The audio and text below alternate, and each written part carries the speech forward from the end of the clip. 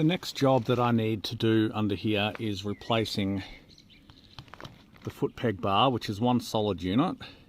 Now the whole assembly is only held on by these 4 bolts, but this is the side stand assembly. Now I'm pretty sure it's not focusing very well. I'll have to pop this nut off the back, but there is also this little one at the front which I'll have to focus on too. It shouldn't be terribly difficult. I'm just going to have to make sure that the new bar has everything on it that I need. I'll have to pull this spring off, which shouldn't be a big deal. There we go. It's not under tension anymore, so that should just, I'll be able to get in there with a screwdriver and just pop that off, because that's part of this whole assembly here. So hopefully just by removing the spring and then removing this nut means that I can take off the side stand, which needs to happen before I even think about removing the foot pegs. Alright, there's no time like the present. So it looks awfully complicated here, but looking at the new bar, it shouldn't be that difficult at all. I'm hesitating just because it's something I've never really had to do before.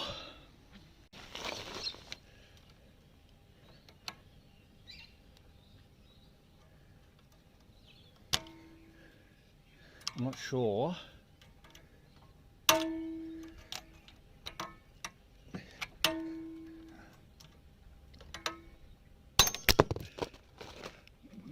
Nearly cracked my bloody phone doing that. So there's that. The problem is I don't have much space in here.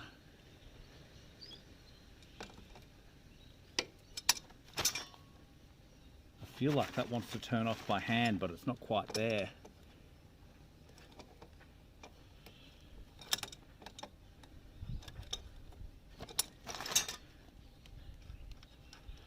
That wasn't so hard.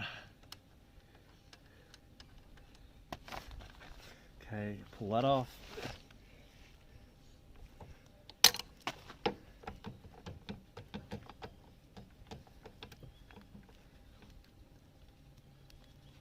That's gonna have to come out, isn't it?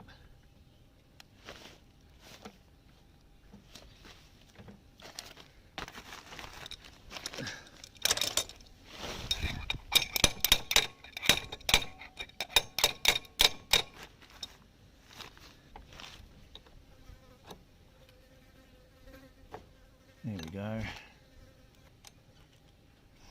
Unscrew that little bad boy from this end. Okay, sensor comes off. This is really quite complicated, isn't it? Okay. 14 mil. Gotcha. This is going to be another one of those things that's an absolute nuisance to line up. Okay, that wasn't so bad. So we can put that back on last, but for now,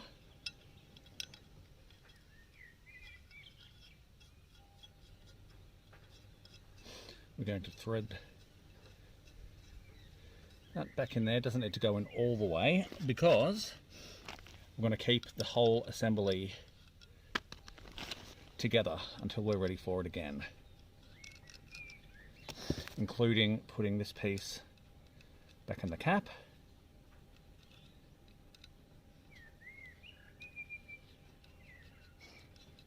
Now we want to get this sensor wire out the way.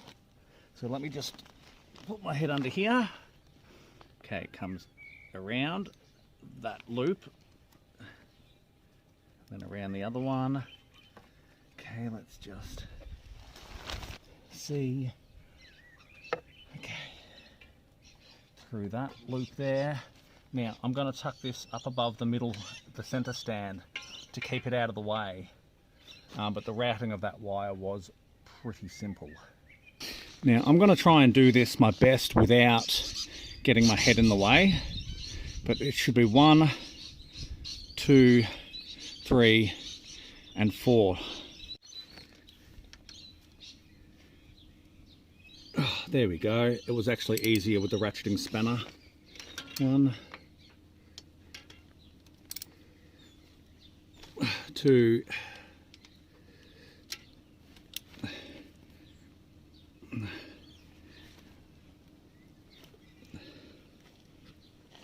where's my hammer?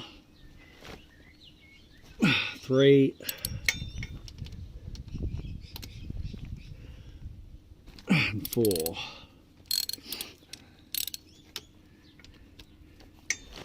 Now, understandably, these are probably the tightest bolts on the entire bike because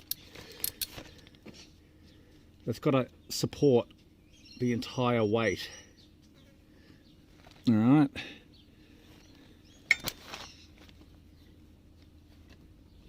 There we go. It's just coming loose now. I was wondering if I'd have to bash it out. Aha. Now, the question is, can I get... I didn't want to have to drop the exhaust, but it looks like I may have to, because there's no way to thread this thing through. Ah!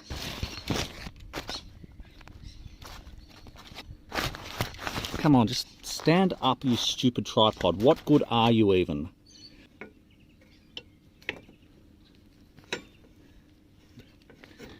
Oh, wait.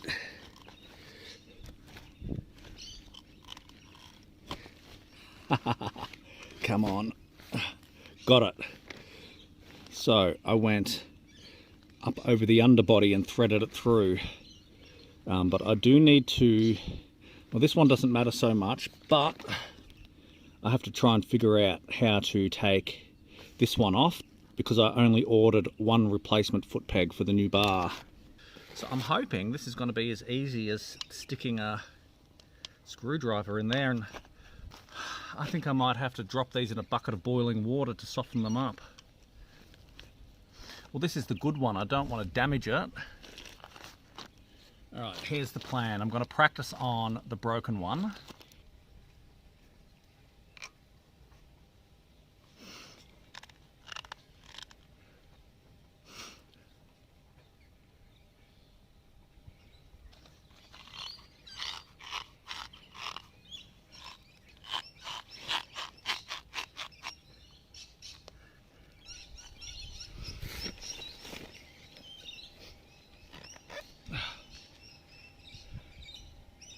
Well, that was embarrassingly easy in the end. Let's see if I can do this the same way. So,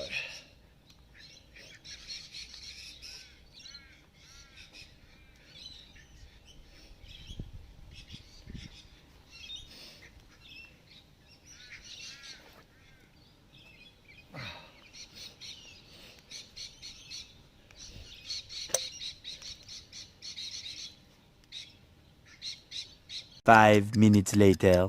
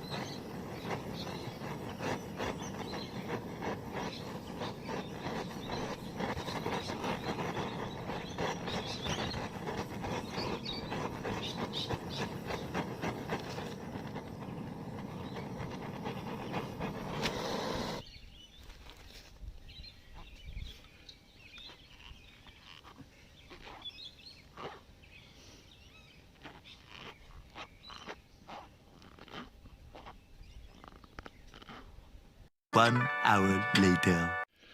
I've resorted to soaking that in some boiling water. Even with the flame, I couldn't soften it up enough. But I'm hoping that by submerging it, it softens the inside of that rubber too. All I was really doing was melting the outside, and that's not really where I needed the heat to be. So I'm going to give that 5 minutes, and then I'll come back out and try and give it another wiggle. The other end was embarrassingly easy, but I wonder if that's also because the actual foot peg was already broken. God, this camera doesn't focus for shit, does it?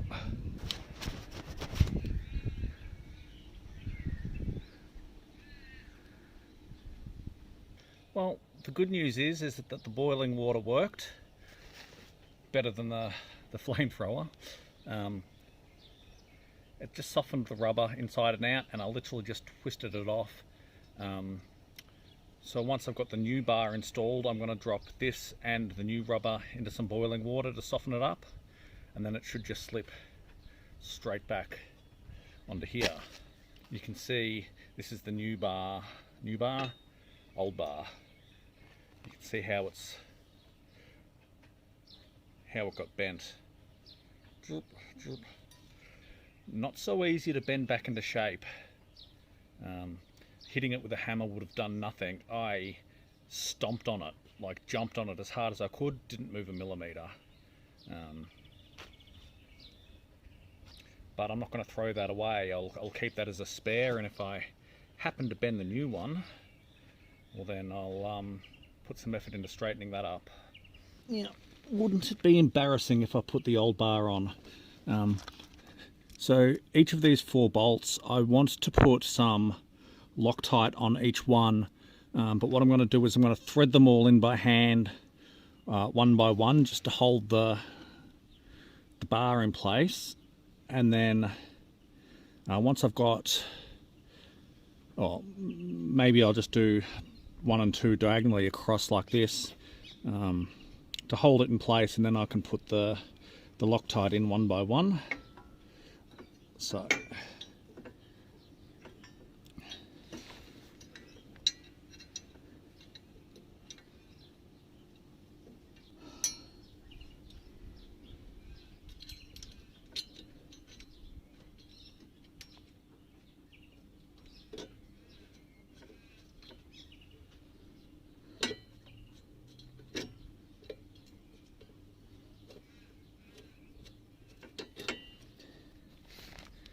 alright.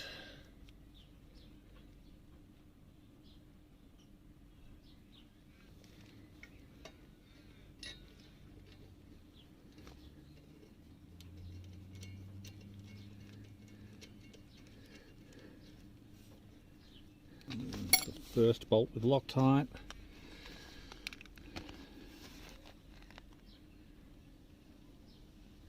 Second, which goes in the back.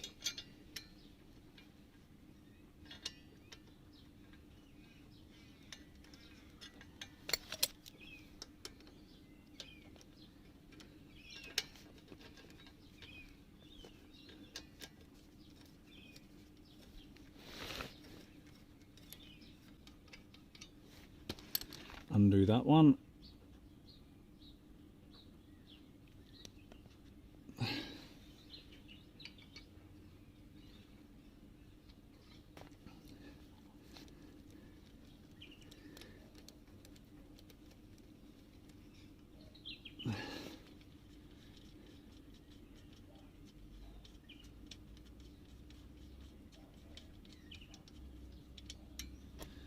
Now the final bolt for thread locker. You probably never need as much as you think you do with thread locker.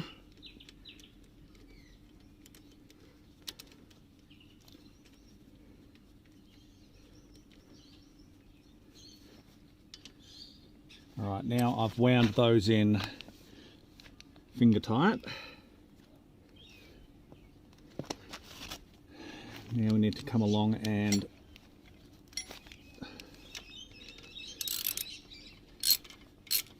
tighten them all up. as tight as they'll go, basically. Okay.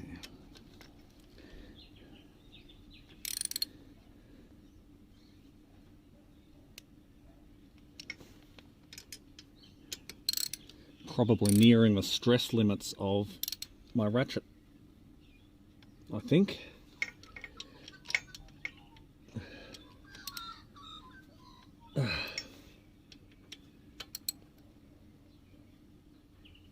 Okay.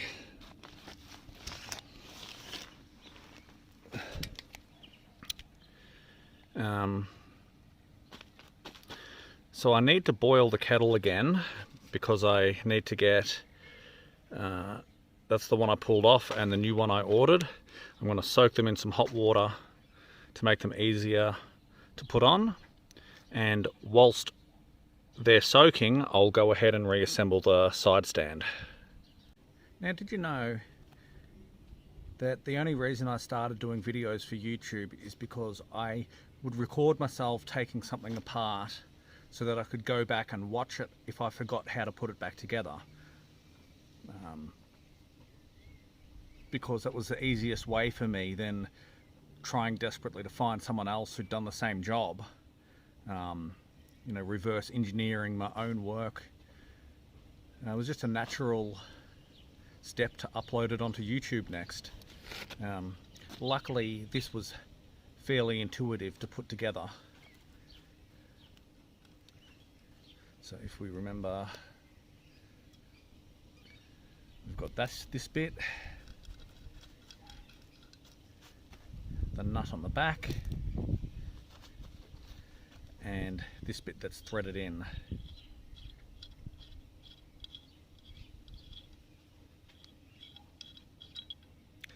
This is probably a really good opportunity to reapply some grease around these moving parts. Call it preventative maintenance, but I really do think it's a good idea that while we're here and we've got it all undone, we may as well. And my hands are going to get filthy handling all the bits and pieces that are around here anyway, so a bit of extra grease, not a big deal. Alright, so we've just got our molly grease. I'm going to put some around the bushing, around the top of the bushing, not around the threads, I don't think. Okay, we're going to apply some around this hole.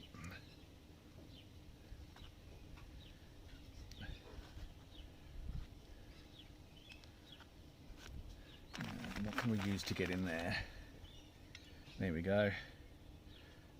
I don't know if anyone else would bother doing that, but I just want to get a layer on the inside there. And a bit of a grease on a spanner. It's not going to break it, is it? Bloody hell. Okie dokie.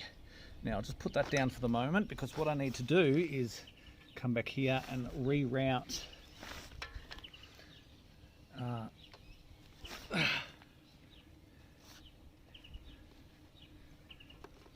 so it came in through the top.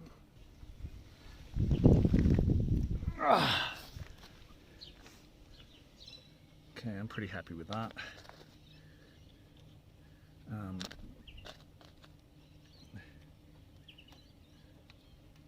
Right, so this piece goes in first.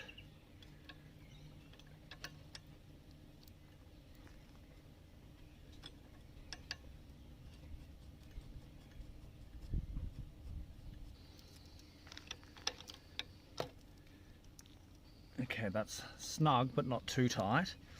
Now our side stand switch can come on.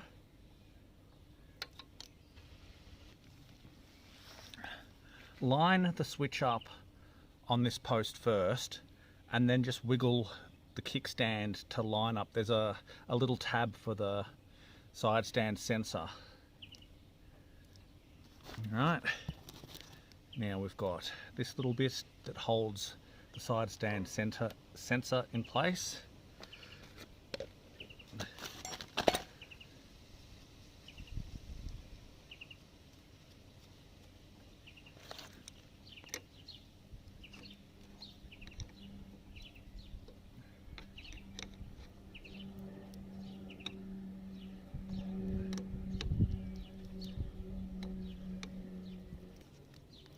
Now I would say this wants to be firm, but not over tight. Now we're going to go around the back and replace the nut at the rear, which holds the whole thing together. All right.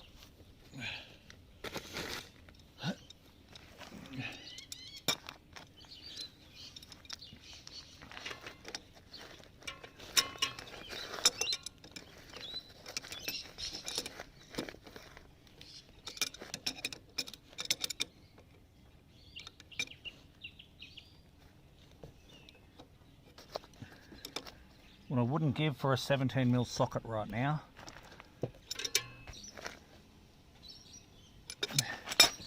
Now there is a significant amount of movement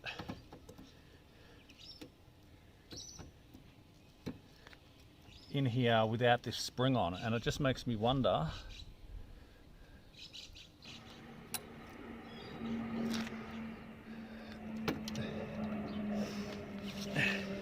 how much of the rigidity in this I'm going to have to try doing that up a lot tighter. No, you know what? I think that's fine.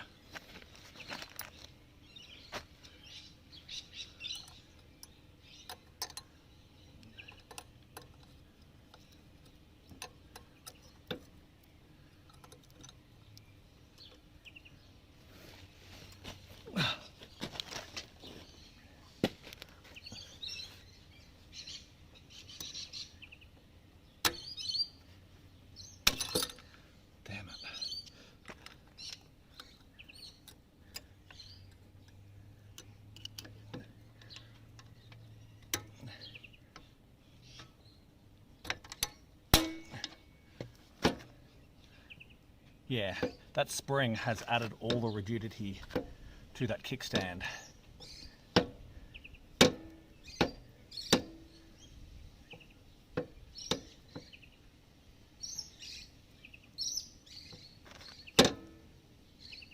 That's fine.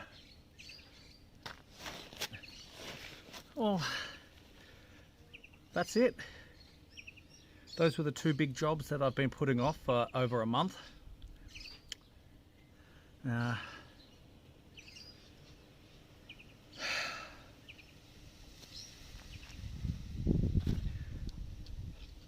All I need to do now, which I honestly almost forgot about, I was about to wrap it up, is to go and get the foot pegs and put them on the bars. Now, these have been soaking. Water's still a bit hot, so we'll just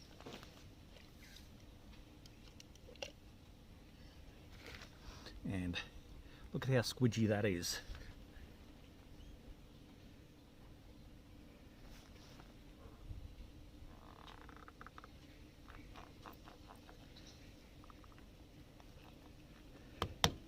All right, we'll go do the same on the other side, and that should be it.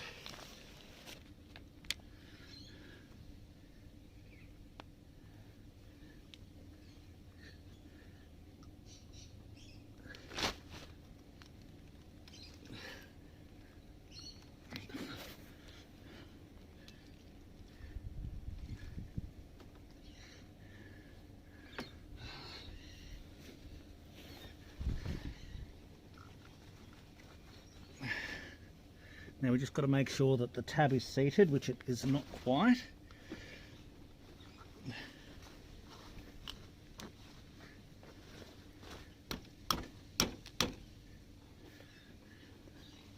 It's in.